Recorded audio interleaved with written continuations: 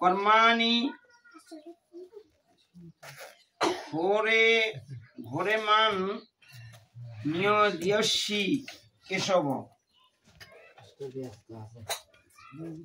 অর্জুন বলিলেন, হে জনার্দন, হে কেশব, যদি তোমার মতে কর্ম অপেক্ষা ভক্তি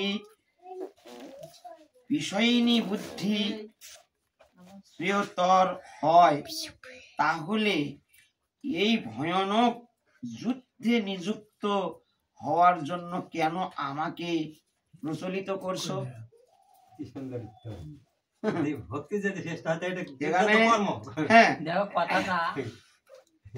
এখানে বলতে হে জনার্দন, অর্জুন বললেন, অর্জুনের প্রশ্ন, হে জনার্দন, হে কেশব, যদি তোমার মতে কর্ম অপেক্ষা ভক্তি বিষয়িনী বুদ্ধি প্রিয়তর হয়, তাহলে এই ভয়ানক যুদ্ধে নিযুক্ত হওয়ার জন্য কেন আমাকে প্রচলিত করছো? পরবর্তী অধ্যায়ে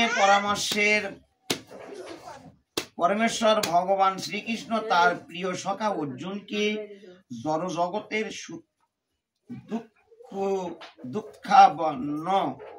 দুঃখাবন্ন থেকে উদ্ধার করার জন্য আত্মার স্বরূপ বিশদভাবে বর্ণনা করেছেন এবং সেই সঙ্গে তিনি আত্মার স্বরূপ উপলব্ধি করার পন্থাও বর্ণনা করেছেন।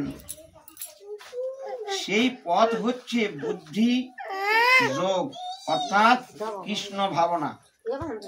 কখনো কখনো এই বুদ্ধি যোগের কদত্ত করে একদল নিষ্কর্মা লোক, দেখো কি কথাটা কইছে, কখনো কখনো এই বুদ্ধি যোগ পদার্থ করে একদল নিষ্কর্মা লোক কর্ম বিমুখতার আশ্রয় গ্রহণ করে।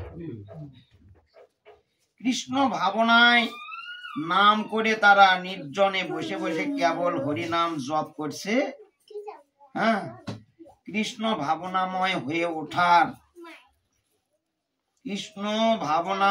হয়ে ওঠার দুরাশা করে, কিন্তু যথাযথভাবে ভগবত তত্ত্বজ্ঞানের শিক্ষা লাভ না করে নিজে বসে বসে কৃষ্ণ নাম জপ করলে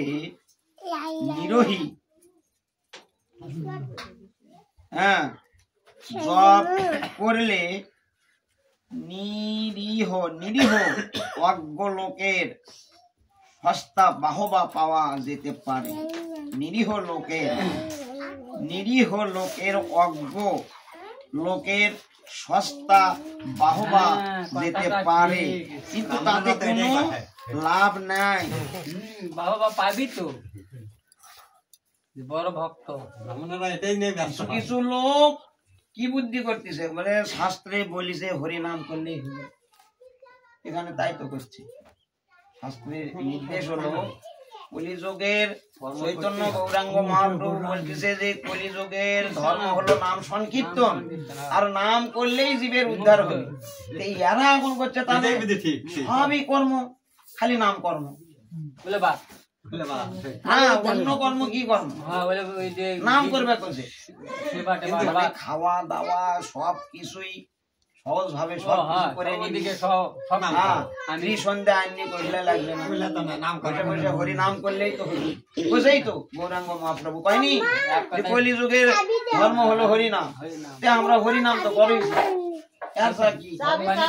এখানে বলতেছে যারা হলো নিষ্কর্মা,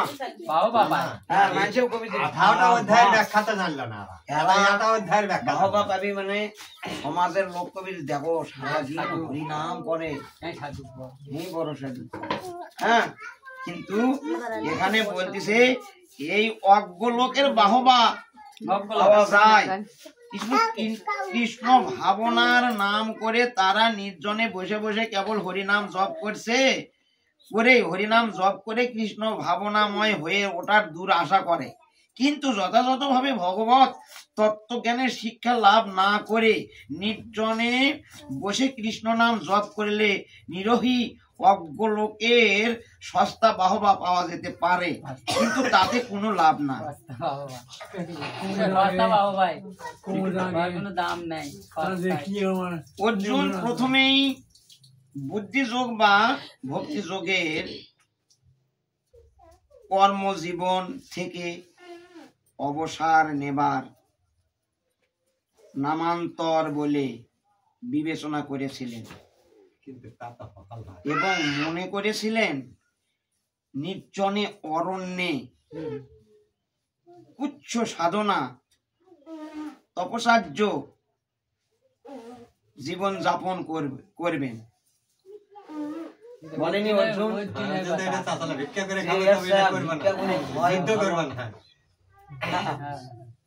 এটা চাইছিল না আমি অক্তমাকা সম্পদ খাবো না, করে খাবো। পক্ষান্তরে তিনি কৃষ্ণ ভাবনার উজুহাত দেখিয়ে সুকৌশলে কুরুক্ষেত্রের যুদ্ধ থেকে নিরস্ত হতে চেয়েছিলেন, কিন্তু নিষ্ঠাবান শিষ্যের মতো যখন তিনি তার গুরুদেব ভগবান শ্রীকৃষ্ণকে তার কর্তব্য সম্বন্ধে জিজ্ঞাসা করলেন, তখন ভগবান শ্রীকৃষ্ণ এই ৩য় অধ্যায়ে তাকে কর্মযোগ বা কৃষ্ণ ভাবনাময় কর্ম সম্বন্ধে ব্যাখ্যা করে শোনান। কি ব্যাখ্যা করে শোনান? ২ নম্বর শ্লোক। ব্যামি শ্রণেব ব্যাকন বুদ্ধি মহর্ষিব মে তদ্দেকং দ বদ চিন্তন যেন শ্রেয় হ মুখ্য প্রায়ম। ভগবান তারপরে বললেন, অনুবাদ, তুমি যেন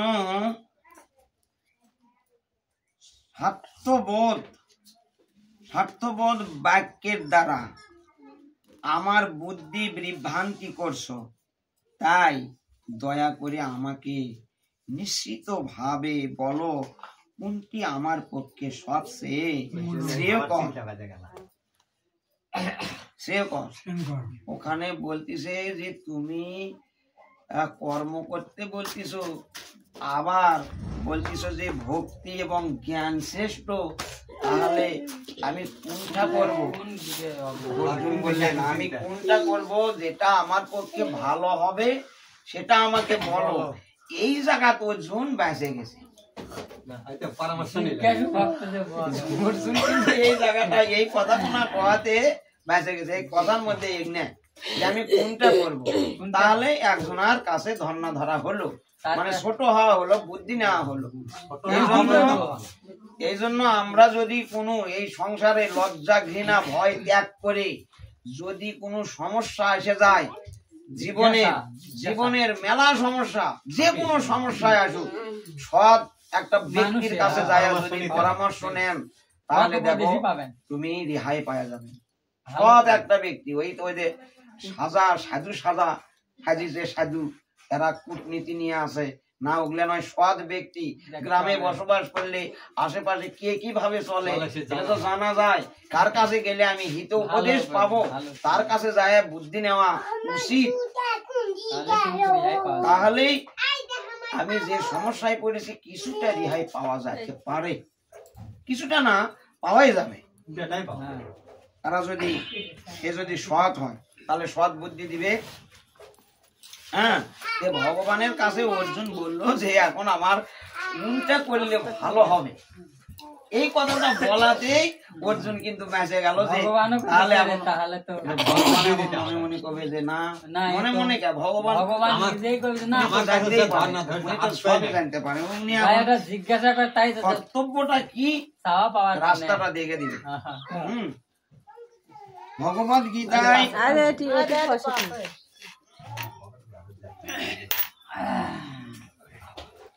ভগবদ গীতা ভূমিকা স্বরূপ পরবর্তী অধ্যায়ে সংখ্যা যোগ ও বুদ্ধি যোগ, ইন্দ্রিয় সংযম, নিষ্কাম কর্ম, কনিষ্ঠ ভক্তের স্থিতি আদি বিভিন্ন পন্থা নিয়ে আলোচনা করা হয়েছে। সেগুলি সবই অসন্ধভাবে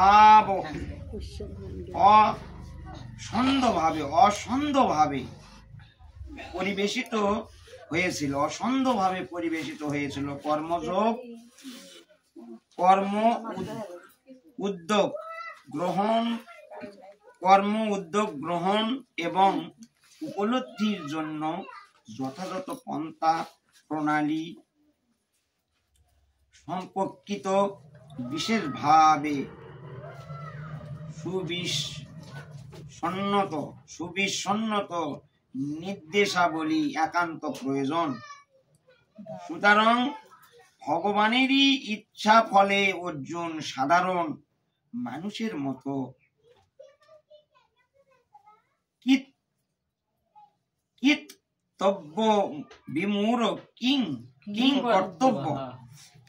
কর্তব্য বিমূঢ় হয়ে তাকে নানা রকম প্রশ্ন করেছেন।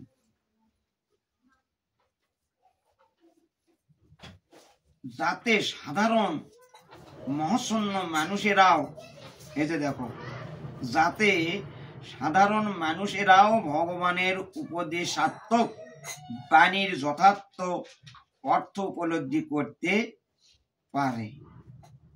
ভগবান নিজের জন্য নয়, এই জীব জগৎকে, মানুষ শুধু অর্জুনের মাধ্যমে যারা এই আত্মাকে সংসার থেকে তো চলেই যাবে, আত্মাকে উদ্ধার করবার জন্য কেউ যদি চেষ্টা করে, তাদের ওই বুদ্ধি দিছে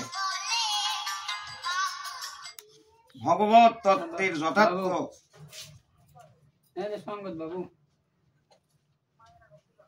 মায়েরা পৌঁছেছে, যাও। আচ্ছা, তোমার মা ফোন হয়তো ইয়ারটা দাও, গেছে পৌঁছেছে অনেকক্ষণ, আধা ঘন্টা। ভগবত তত্ত্বের যথার্থ অর্থ না বুঝতে পেরে অর্জুন বিভ্রান্তি হয়ে পড়েছিলেন।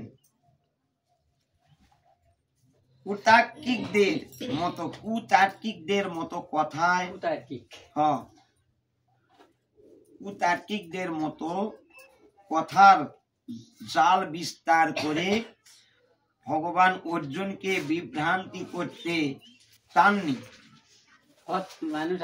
ভগবানকে তাই বুঝেও প্রশ্ন করে, নিজে কিন্তু বুঝে আকর্ষণ করে যে জিজ্ঞাসা করে, কাজে কিন্তু নয়। হ্যাঁ, কাজে নয়, প্রশ্ন করে বেড়া কিছু কিছু লোক। তাহলে এটা হলো কে? হ্যাঁ, আগের দিন জানার জন্য তাই আমি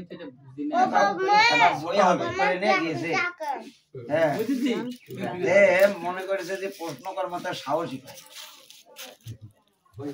সাহসী পাইনি। মানে সে ধরনের মানুষ থাকলে, আচ্ছা শোনো তো এটা কি লেখা আছে দেখো তো, ওইটা মানে সে ধরনের দেখো যে এটি তো আমার মতো বোকা মেলা চালা খাইছে পারেনি। এই ধরনের মানুষগুলা ওই জায়গা মতো প্রশ্ন করে, কিন্তু এইরকম জায়গা প্রশ্ন করলে ভিতরে অঙ্কন করে তারপর ভালো ভক্তের কাছে জিজ্ঞাসা এই যে এ ধরনের। কিন্তু এখানে বলতেছে অর্জুন কিন্তু ওই ধরনের ভগবানকে ওজন করার মতো প্রশ্ন করেনি। আমার অর্জুন মন প্রাণ থেকেই বলেছে যে আমি কি কর্তব্য, আমি কি করলে হিত, আমার কর্তব্যটা কি হবে, কি করলে আমার এই আত্মার এবং আমার এই সংসারের যতজন আছে তাদেরকে নিয়ে আমি ভগবত ধামে যাইতে পারবো। অর্জুনের এরকম। তখন অর্জুন নিষ্কাম ভাবে, হ্যাঁ আচ্ছা, বিভ্রান্ত করতে চাননি। নিষ্ক্রিয়তা অথবা সক্রিয় সেবা। কোনোভাবেই অর্জুন কৃষ্ণ ভাবনামৃতের পন্থা অনুসরণ করতে পারছিলেন না। হ্যাঁ, যে আমি কর্মযোগের মাধ্যমে যাব, না ভক্তির মাধ্যমে যাব, না জ্ঞানের মাধ্যমে যাব, এটা অর্জুন স্থির করতে পারেনি। না পারে ভগবানের কাছে বললো যে ভগবান এখন আমার কর্তব্য কি হবে, কি করবো আমি? হ্যাঁ, পক্ষান্তরে কৃষ্ণ ভাবনাময়ের পথ সুগম করে তোলার উদ্দেশ্য ভগবানের অনুপ্রেরণায় অর্জুন নানা রকম প্রশ্ন অবতারণা আগ্রহী অবতারণা করেছেন যাতে ভগবদ গীতার রহস্য উপলব্ধি করার জন্য যারা গভীরভাবে আগ্রহী তাদেরও সুবিধা হয়। এটা অর্জুন শুধু নিজের জন্য নয়, যারা এই যে ভগবদ গীতা পাঠ ও পঠন করবে তাদের যেন বুঝতে সুবিধা হয়, সরল ভাবে যেন ভগবান সেই কথাগুলো প্রকাশ করে, এই কথা বলতেছি। লোকহস্মিন ও বিবিধা নিষ্ঠা পুরা প্রক্ত ময় ঘন জ্ঞান যোগেন সংখ্যা যোগেন কর্ম যোগেন যোগিনাম। আচ্ছা, পরমেশ্বর ভগবান বললেন, হে নিষ্পাপ অর্জুন, আমি ইতিপূর্বে ব্যাখ্যা করেছি যে দুই প্রকার মানুষ আত্ম উপলব্ধি করতে চেষ্টা করে। কিছু লোক অভিজ্ঞতার বদ্ধ দার্শনিক জ্ঞানের আলোচনার মাধ্যমে নিজেকে জানতে চান এবং অন্যেরা আবার তার ভক্তির মাধ্যমে জানতে চান। অভিজ্ঞতার লভ্য দার্শনিক জ্ঞানের আলোচনার মাধ্যমে নিজেকে জানতে চায় এবং অন্যেরা আবার তা ভক্তির মাধ্যমে জানতে চায়। এই কথাটা এরকম, কিছু কিছু মানুষ ভক্তি বলতে কি কর্ম, এদের ত্রিসন্ধ্যা আহ্নিক ভগবানের সেবা পূজা, এটা হলো ভক্তি, এটা হলো এর নাম ভক্তি। আর কিছু কিছু ভক্ত আছে যে না, ওই ভক্তি অন্য কোনো কর্ম নয়, একমাত্র গোবিন্দ নাম গুণ কীর্তন করে ভগবানের ধ্যান করে ভগবানের আরাধনা করে ভগবানকে লাভ করতে চায়। এরকম দুই প্রকার।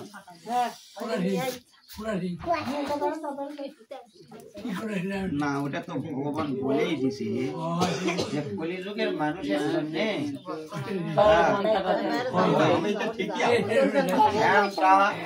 ধ্যান যোগটা কলিযুগের মানুষ আমরা কতক্ষণ কাটাবো।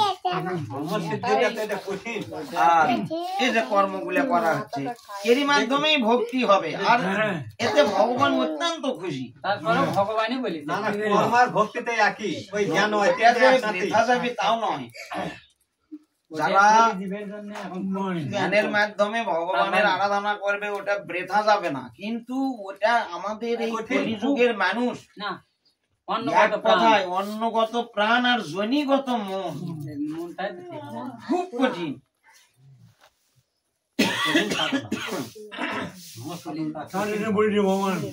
জ্ঞান কর্ম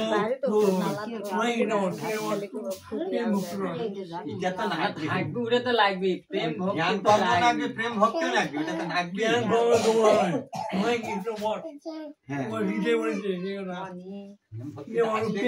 জ্ঞান কর্মের মাধ্যম দিয়ে যায় প্রেম আর ভক্তি দুটাকে সমন্বয় করে যারা ভক্তির কর্মের পথে যায় তারা দুটাকে যোগ করে নিয়ে হ্যাঁ এটা ঠিক আছে।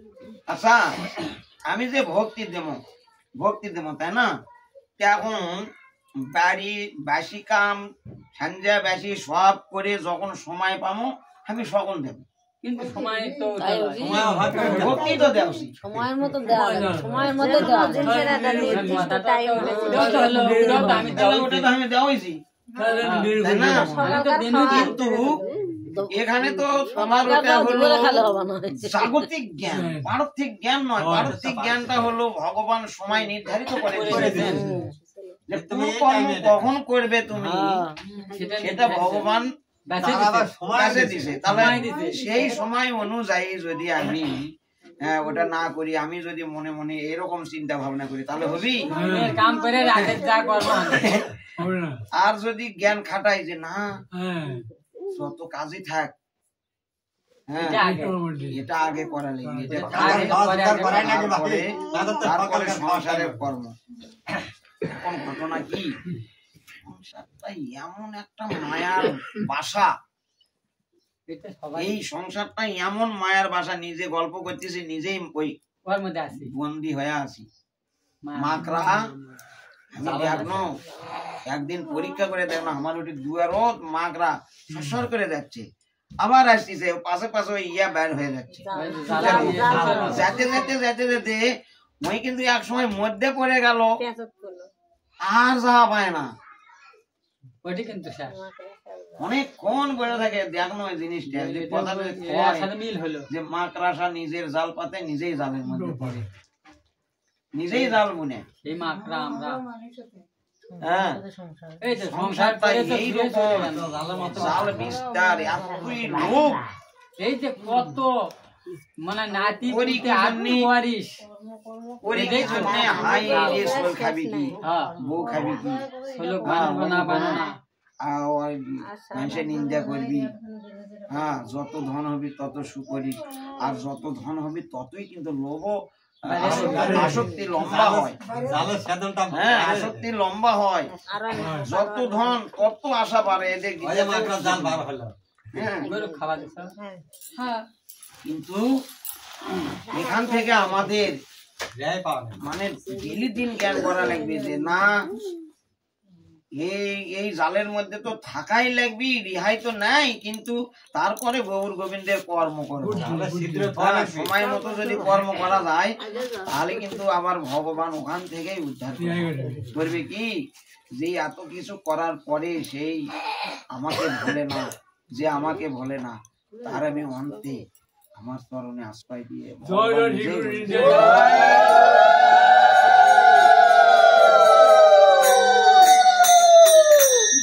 এরকম আমাদের মানে যতই ভুলে যাই সংসারে, তারপরেও খেয়াল করা লাগবে।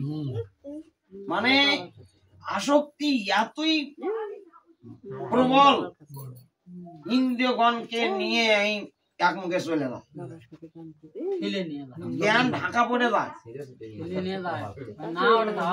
কিন্তু না ভুলে গেলেও কিছুক্ষণ পর আবার চেষ্টা করা লাগবে। না আমি তো হলো কুপথে চলতেছি, না এবার খারাপ হওয়া লাগবে, বারবার ভুল হইবে, বারবার চেষ্টা করা হ্যাঁ।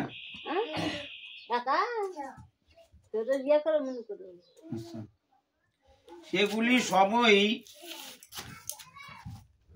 অবসম্বদ্ধ ভাবে পরিবেশিত হয়েছিল।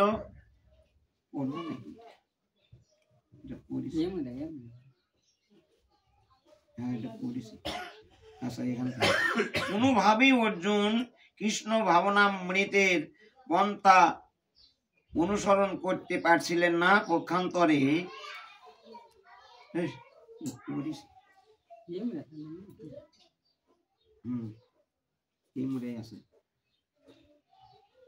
দ্বিতীয় অধ্যায়ে 39তম শ্লোকে ভগবান সংখ্যাযোগ ও কর্মযোগ বা বুদ্ধিযোগ এই দুটি পন্থার ব্যাখ্যা করেছেন।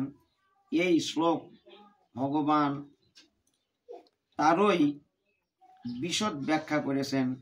সংখ্যাযোগ চেতন, সংখ্যাযোগ চেতন ও জড়ের প্রকৃতির বিশ্লেষণমূলক বিষয়বস্তু।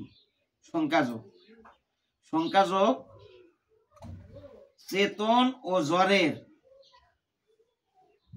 জ্বরের বলতে কি গায়ে জ্বর আসে ওটা নয়, এই যে সংসার যে একটা জড় বস্তু, হ্যাঁ, চেতন ও জ্বরের প্রকৃতির বিশ্লেষণমূলক বিশদভাবে, হ্যাঁ, মূলক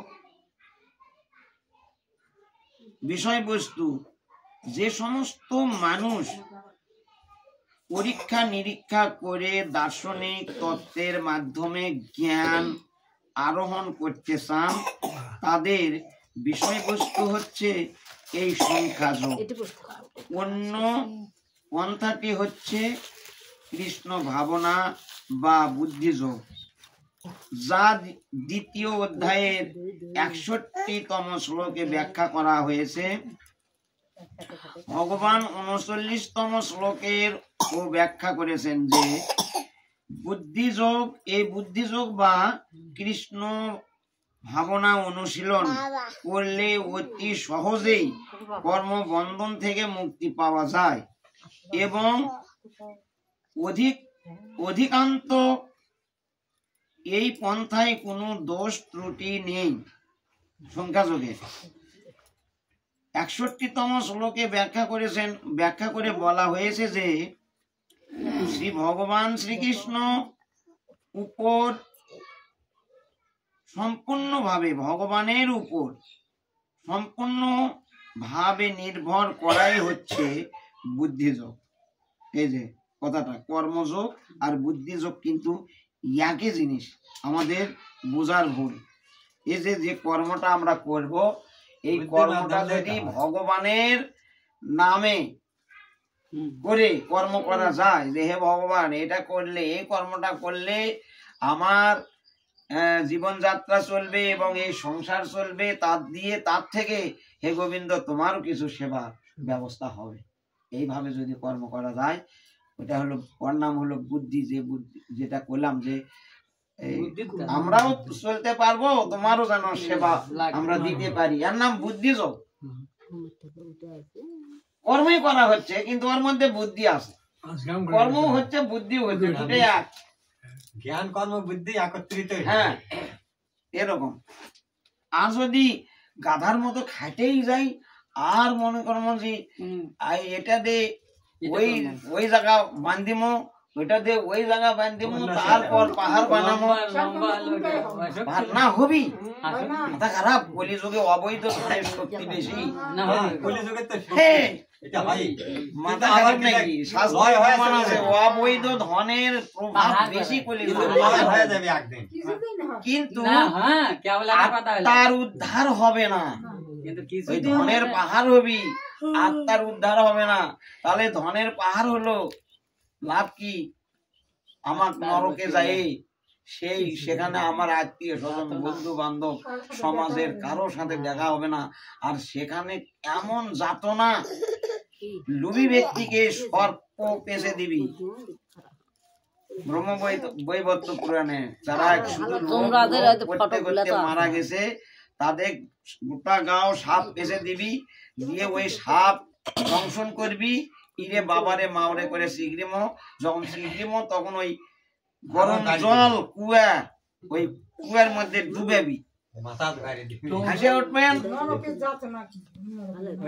আবার মাথার বাড়ি দিবি। এইরকম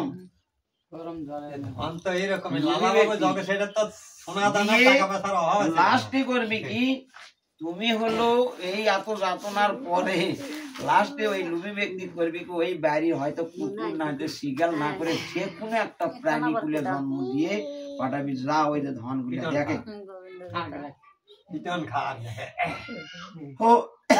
এরকম।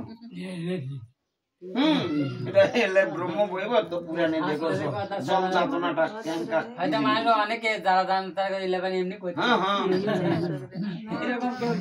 সিদ্ধান্ত করবি তার না বাকি খাওয়া করতে গেলে দেখিস তো দেখ বিটা ওগো আগে আবার বসে থাকে এই শাস্ত্র এটাই তো সত্যি শাস্ত্রের কথা মিথ্যা হবে কয় কয় না যে সাপ মা বাড়াছে খালি ওই টিয়াকে আগড়ে নিয়ে আসে জকে আগড়েছে এই তো জগে এই লুবি যারা অত্যন্ত কর্ম করে লুবি তারা ওই ওখানে তার আবার জন্ম হবে তারপরে আগে তো শাস্তি হবে এখন সবাই চিন্তা ভাবনা করো আর যারা কি করতেছে আর কি করতেছে ওইটা দেখা হবে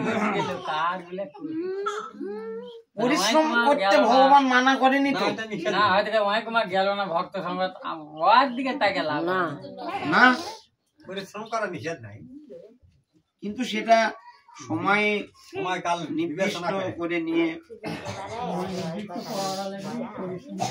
হ্যাঁ এই যে দেখো এত টাকা দ্বারা এত টাকা অর্জন করতেছি অনেকেই আবার দেখো ভগবত সেবা নাই সাধুগুরু বৈষ্ণবের সেবা নাই যদি কেউ অর্থ উপার্জন করে সৎভাবে সরল মনে ভগবত সেবায় দান করে তাতে ভগবান এত খুশি হয় হ্যাঁ ওই ধন যদি দান করে ভক্ত সেবার জন্য ভগবান খুশি হয় খুব খুশি হয়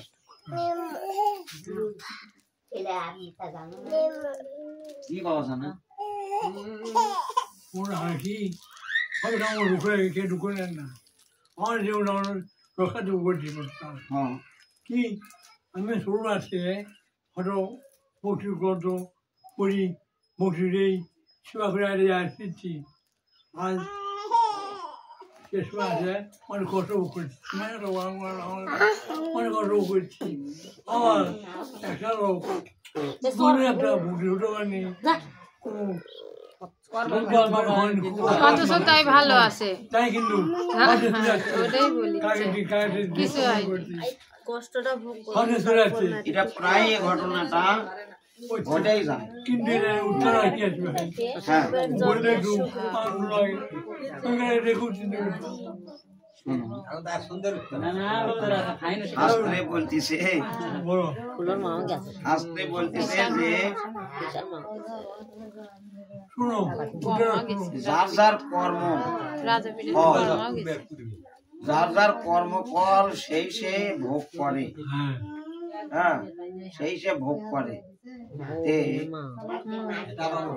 আজকে যে আমার জন্ম হয়েছে এটা তো লয় এরকম তো নয় না এই সময় এদিকে কথা দাও বাজে গল্প করেন না ঘটনা কিন্তু খারাপ নয় এমন মানুষ আছে তারা অকাম বদকাম করে থাকলো না ভালোভাবে মৃত্যু হয়ে চলে গেল থাকলো না মরলো না এইরকম তো প্রশ্ন তাই না ভালোভাবে গেল আর সাধু মানুষ কষ্ট পায় তোমায় বলে সাধু হ্যাঁ আর কাইলে যাত না হবেই তো ভগবান কার কখন কোন জায়গায় কোন সময় তার ঋণটা পরিশোধ করে নিবি একমাত্র আমার কর্ম আর ভগবান জানে আমার কর্ম আর ভগবান জানে কোন যুগে কার কর্ম পরিশোধ করে নিবি এটা তার মাধ্যম দিয়ে করে আমরা যদি কেউ ডেকে তা বলা বলি করি মানে কিন্তু তাহলে কিন্তু সাবান যেমন ময়লা পরিষ্কার হয়ে যায় ওই রকম ময়লা পরিষ্কার হয়ে ওই লোকটা আস্তে আস্তে ওই লোকটার পূর্ণ হবে হ্যাঁ বলার কথাই সাধু মানুষ কেন কষ্ট পাবে এটা সমাজের অধিকাংশ লোকই বলবি সাধুরা কে কষ্ট পাবে কষ্ট পাবো আমরা কর্ম করি নাই নাকি হ্যাঁ এই কথাটা তো এই কথাটা যারা বলবে তারা একবারে নির্বোধ বোধ শক্তি নাই ওদের ভারতে এই শাস্ত্র সম্বন্ধে জ্ঞান ওই নেই। কেন কষ্ট পাচ্ছে সেটা কি তুমি জানো বিবেক তুমি কি ওটা জানো কেন কষ্ট পাচ্ছে ওটা তো তুমি জানো না ওটা ভগবান জানো ভগবান ওখান থেকে ওর ঋণটা পরিশোধ করে দিয়ে ওই জায়গার থেকে ওই জন্মেই উদ্ধার হয়তো উদ্ধার হয়ে চলে যাবে গোবিন্দ প্রাপ্তি হবে অনেকে আসলে ওই আর আমি যে কর্ম করিনি ভগবান প্রাপ্তি হব এটা একটা গাধা শাস্ত্রে এরকম কথা বলেনি যে কর্ম করেনি তাকে আমি উদ্ধার করব। ভগবান এটা বোকানো। ভগবানের কথা হলো যতক্ষণ পর্যন্ত না ভক্তির পথ অনুশীলন করে আত্মজ্ঞান না হয়ে যে মৃত্যু হবে তাকে আমি বারবার জগতে বিভিন্ন প্রাণী রূপে জন্মগ্রহণ দিব, আবার যাবে, আবার আসবে, আবার যাবে, আবার আসবে, যাওয়া আসা নিবৃত্তি হবে না। আর ওই সাধু ব্যক্তি যদি কষ্ট করেও চলে যায় আর ভগবান যদি কৃপা করে ওখান থেকে জন্ম শেষ, ওখান থেকেই জন্ম শেষ, কষ্ট শেষ, ওখান থেকেই ওই যদি সেই সৎভাবে ভগবানের নাম করতে করতে যেতে পারে তাহলে ভগবান চরণে আশ্রয় পেয়ে যাবে।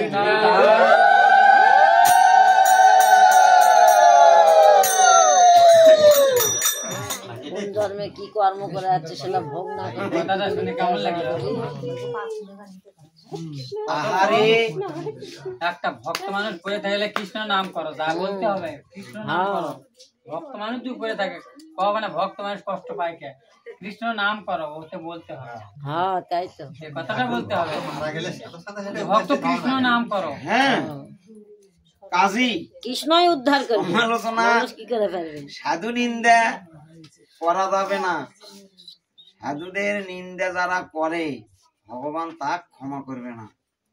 খুব হুঁশিয়ার। মাত্র যদি সে সাধু হয়, অসাধু হলে বেঁচে যাবেন। যদি সে সাধু হয় তার নিন্দা ভগবান জীবনে ক্ষমা করবে না। দুইটা জিনিস, একটা নাম অপরাধ আর একটা ভক্ত অপরাধ, বৈষ্ণব অপরাধ। শাস্ত্রে ইতিমতো ভাবে বলেছে যে আমি ভগবান ক্ষমা করি না, আমি ক্ষমা করি না। সব ক্ষমা করি, কিন্তু এই দুইটা জিনিস নাম অপরাধ আর বৈষ্ণব অপরাধ, এই দুইটা অপরাধ সনাতন ধর্মে বলতেছে যে আমি ভগবান তাদের ক্ষমা করব না যতক্ষণ পর্যন্ত তার কাছে না ক্ষমা নিছে।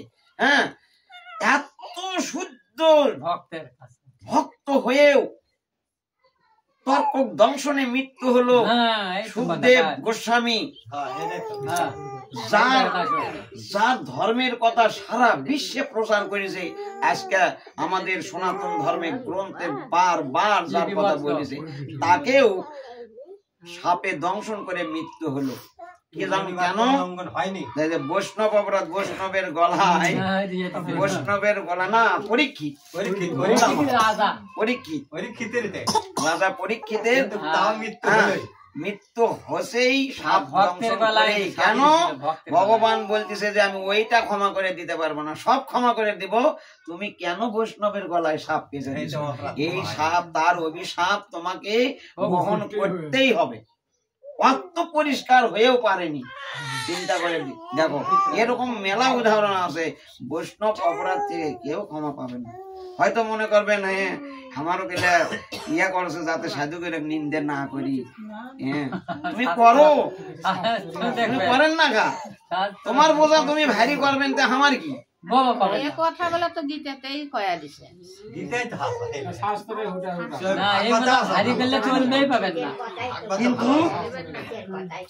কিন্তু সাধুরা সাবধান, সাধু সাবধান।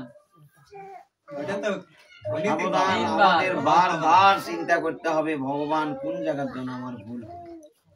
সংসারে কাজ করতে, বিনাম করতে, ভগবানের সেবা করতে, যে কোনো কাজেই যায় আমাদের সাবধান হতে হবে। আর যারা আমার ত্রুটি আছে, যারা ভগবত সেবা করে না ওরা সাবধান হওয়া লাগবে না। সাধু কি সাবধান হবে? একবারও পাই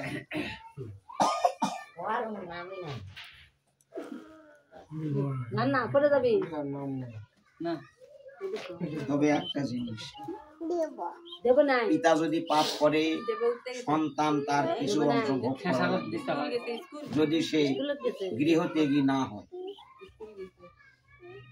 পিতার কর্ম সন্তান কর্মে। ওই যে তারিয়া খাচ্ছে,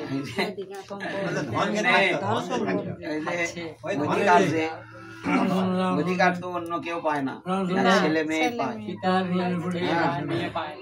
আমরা তো সহজেই বলি যে যার কর্ম তাকে গ্রহণ করা লাগবে, যার যার কর্ম তাকে। কিন্তু এর মধ্যে একটা কথাই আসে যাবি, সেটা হলো আমরা অনেকেই ওই জায়গা তার যাই না, ওই জায়গার সন্ধান নেই না, যেটা পিতা যদি পাপ করে আর ওই সম্পত্তি ওই সংসার যদি ছেলে ভোগ করে তাহলে পিতার কিছু অংশ তাকে ভোগ করতে হবে, পাপ টানে নিতেই হবে।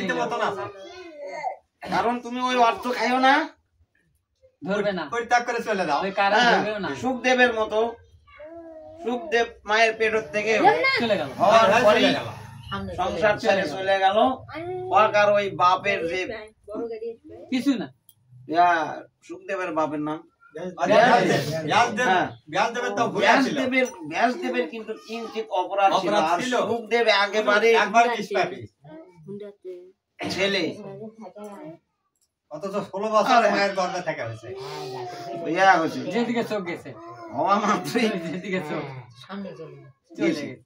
তাহলে আর মনে করে সংসারে কিছু ভোগ করা লাগেনি, আর পাপ হয় না। আমাদের পাপ হবি, আমরা যে পিতা মাতার সংসারে আসি, যার জন্য আমাদের সেই কর্মগুলো করতে হবে। তো বলে তাহলে উদ্ধার, এটাও তো বাবার জিজ্ঞাসা, পাপও ধরবি, আমার পাপও তো ধরবি। নিজে করছে, নিজে আবার হ্যাঁ। প্রশ্ন করছে, দেখো কেউ ধরিচ্ছেন না কিন্তু এলে। না, এটা শাস্ত্রীয় মতো না, এরকম সমাজে নয়, কবি তা নয়, এটাই তো ধরবি। শাস্ত্রীয় মতো।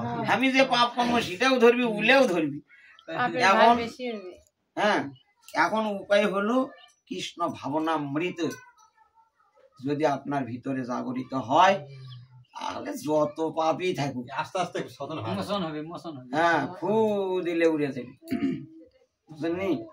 ফু দিলে উড়ে যাবি। যদি ভক্ত হওয়া যায়, কোটি টাকা থাকলে কি ভক্ত হওয়া যাবে না? ওটা তো নিষেধ নাই। ভিক্ষুক হলে কি ভক্ত হওয়া যাবে না?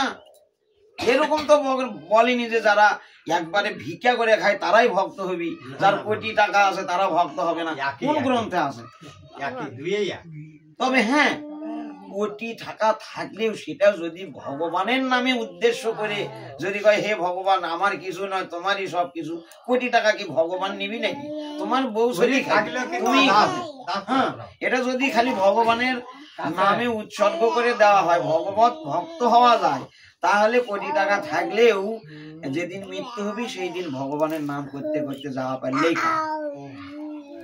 ভগবানের নাম করতে তবে করতে যাওয়া অভ্যাস পারলেই থাকা কাম। লাগবে, অভ্যাস থাকলে অবশ্যই হ্যাঁ, আসবে অভ্যাস। এই যে না কথাটা থাকতে ইরে বাবারে করবেন, আর উপরে টাকা আছে, ভগবত সেবা নাই, সন্ধ্যা আহ্নিক নাই, বিগ্রহ সেবা নাই, সাধুগুরু বৈষ্ণবের সঙ্গ নাই, ও অত টাকা দিয়ে কিছু ধরে থাকবে, কিচ্ছু হবে না টাকা।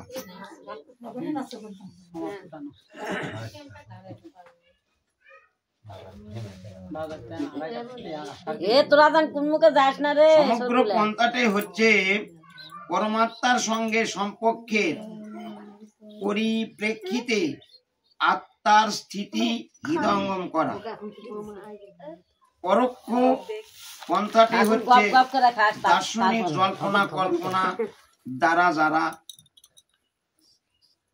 দার্শনিক জল্পনা কল্পনা যার দ্বারা ক্রমান্বয়ে এই কৃষ্ণ ভাবনামৃতের স্তরে উপনীত হতে পারে। আর অন্য পন্থাটি হচ্ছে ভগবান শ্রীকৃষ্ণের পরম সত্য পরমেশ্বর বলে উপলব্ধি করে তার সঙ্গে আমাদের সনাতন সম্পর্কে প্রতিষ্ঠা করা। দুটাই একই, দুটাই একই। সনাতন সম্পর্কে, সনাতন বলতে যার শেষ নাই, হ্যাঁ, তার সাথে সম্বন্ধ। দেখো কোন শাস্ত্রে যেন দেখনু যে বলতেছে জাগতিক জগতের সম্বন্ধ, অমুক বাবা, অমুক হলো বন্ধু, অমুক আমার ভাই, অমুক মা, এইরকম সম্বন্ধ, জাগতিক সম্বন্ধ যদি কেউ করে আত্ম কুটুম্ব নিয়ে ভগবত সেবা না করে মত্ত হয়ে যদি মৃত্যু হয়ে যায়, মৃত্যুর পরে সম্বন্ধ শেষ।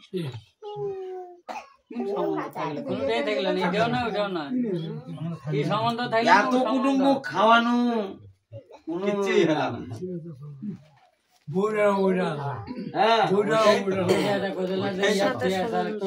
কিন্তু ভগবান বলতেছে যে ভগবানের সাথে যদি সম্বন্ধ সঠিক ভাবে করতে পারো, পাঁচটা সম্বন্ধ, শান্ত দাস্য সত্য বাৎসল্য মধুর, এই পাঁচটার যে কোনো ভাবেই যদি ভগবত সম্বন্ধ করা যায় মৃত্যুর পরেও সেই সম্বন্ধ শেষ হয় এই না। যেটা বলে যে যে যে ভাবে ডাকে, এই যে পাঁচটা ভাব, ভাব একটা কিন্তু বেশি প্রদীপের নয়। থেকে কত প্রদীপ জ্বলে। হ্যাঁ, সেই সম্বন্ধ শেষ হয় না।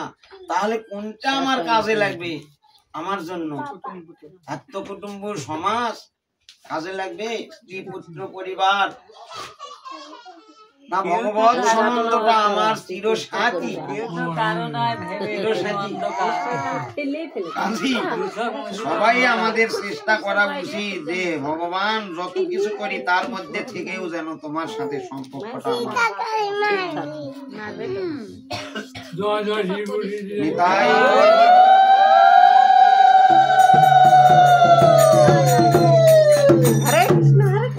এই দুটির মধ্যে কৃষ্ণ ভাবনার পন্থায় শ্রেয়। এই দেখো, কৃষ্ণ ভাবনার পন্থাটাই শ্রেয়। কেননা এই পন্থা দার্শনিক জল্পনা কল্পনার মাধ্যমে ইন্দ্রগুলি শুদ্ধকরণের উপায় নির্ভরশীল নয়। কৃষ্ণ ভাবনামৃত স্বয়ং শুদ্ধকরণের পন্থা হচ্ছে কৃষ্ণ ভাবনার অমৃত প্রবাহ, অমৃত প্রবাহ স্বতঃস্ফূর্ত হয়ে অন্তরকে পুলসমুক্ত করে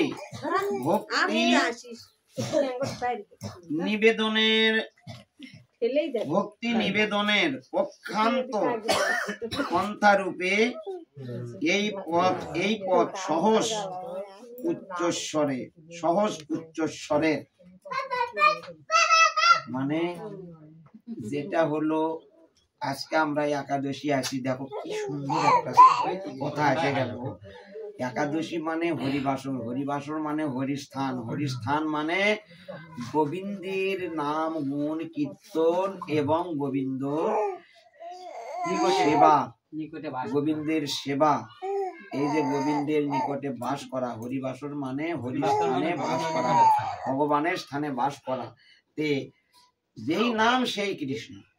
আজকে আমরা যদি এরকম সঙ্গ না থাকে, বাড়িতে শুধু না খাই থাকি, অনেকেই কিন্তু এটা করি, না খায়াই থাকি, অনেকেই ভক্তিটাও দেয় না। একাদশী তো আমরা করেছি, যা দেখো খোঁজ নিয়ে দেখো, অনেকে ভক্তিও দেয় না, কয় না আমরা তো একাদশী করেছি। একাদশী করেছে তা কয়বার ভক্তি দিছ? তখন বোকা হয়ে যাবে, তখন বোকা হবে যে আসনও নাই বাড়িতে, হয়তো আসনও নাই, এমন এমন আছে। এই গ্রামে জানা আছে, অন্য গ্রামে যা দেখো, যে আমারই এক শিষ্য, হ্যাঁ, বারবার বলতেছি, শোনো তোমাকে আমি আগেই বলেছি, প্রথমেই বলেছি, আমার কাছে আশ্রয় নিলে কিন্তু তুমি ছেলে হও আর যাই হও, তোমাকে কিন্তু কর্ম করা লাগবে। এই একাদশীটা করে কেবা ভক্তি দিয়েছেন আর খাও করেন। তোমার ওই একাদশী না খায় যারা রুগী,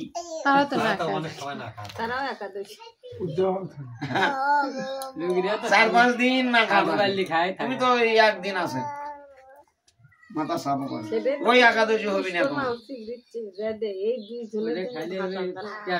হ্যাঁ, ভগবানের কাছে জানা লাগবি, বসা লাগবি যে হে ভগবান আজকে একাদশী, হে গোবিন্দ সঠিক ভাবে যেন তোমার নাম গ্রহণ করতে পারি। গেল এই যে মেন ঘটনা হলে এটা, ভক্তির চাইতেও আরো ভক্তি, এটা গাঢ়, যে ভক্ত সঙ্গ, ভগবান সামনে আছে এবং ভক্তবৃন্দ আছে, এর সে ধর্ম আর নাই। চৈতন্য চৈতামৃতের মধ্যে মানে বলিছে যে এই কৃষ্ণ প্রেমের উদয় হয় সাধু সঙ্গ করলে, সাধু সঙ্গ করলেই কৃষ্ণ প্রেমের উদয় হবে। ভগবান নিজেই কথা, এইখানে আসা হচ্ছে, এই যে ভাগ্য গুণে যে আমরা যে এই সিরিয়ালটা করেছি, এই সঙ্গটা করেছি, কাজ কাম ফেলে তুই আসে, তারপরেও আজকে বাধ্য হয়ে, যেমন যারা নেশা করে, এই নেশাটা বাদ দিতে গেলে খুব সেক দেওয়া লাগে। হয়তো পাড়া প্রতিবেশী না হলে বউ কবি যে দেখি তোমার মুখ বন্ধ আছে নাকি, বিড়ি খাচ্ছেন নাকি আজকে, হ্যাঁ মনে করবি শালা বিড়ি খামনে আজকে তো বউ মুখ শুঙ্গিবি, এরকম হয়। আজকে তো বউ মুখ শুঙ্গিবি তা বিড়ি এখন কি করবো আজ খামই। হ্যাঁ, লোকটা কিন্তু এরকম যে আজকে কষ্ট করেও যে আমরা তো আসবে পাই না, কিন্তু এখন সিরিয়াল করেছে না গেলে তো বলা বলি করবি অনেকেই। হ্যাঁ, যদি কষ্ট করেও আসে তাও কাজে লাগবি।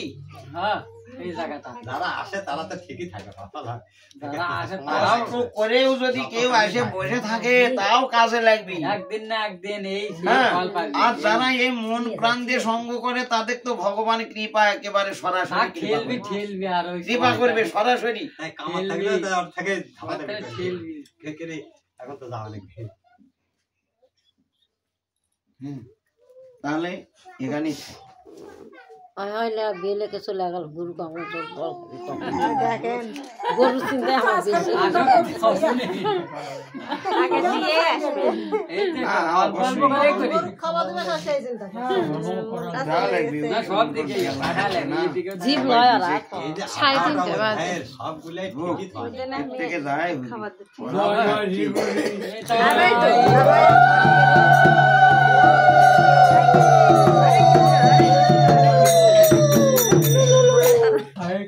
হরে কৃষ্ণ। সবাই কি বলে, আমি কিন্তু ওই হকারের মতো খালি ভগর ভগর গল্প করি, কাজ কিন্তু একটাও নাই আমার। গৌর গোবিন্দের ভজনের একেবারে কিছুই জানি না। হ্যাঁ, সবাই একটু কৃপা করে। আমার চরণ ধুলি দাদান আমরা উদ্ধার হওয়া ঠাকুর তো মনটা জানায় যে কোন মনে আটে বসেছি। না তোমার ভক্তের চরণ ধুলি দাদান আমরা উদ্ধার হওয়া পারি ভগবানের ধুলি।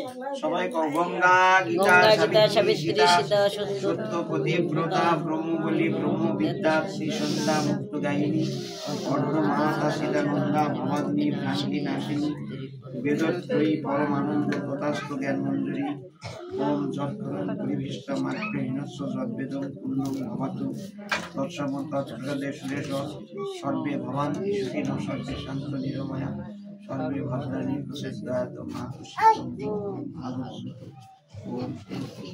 দাদা ডাক ওম বিষ্ণু শরণম বিষ্ণু শরণম। বিশ্বের সকল প্রাণী যদিও গোবিন্দ কেউ যেন দুঃখ ভোগ করে না, সকলেই রোগ মুক্ত হোক।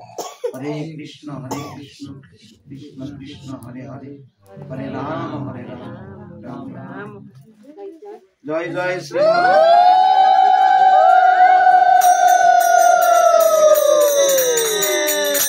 যখন উনি দোকান দেয় সবাই কান্দে ধরে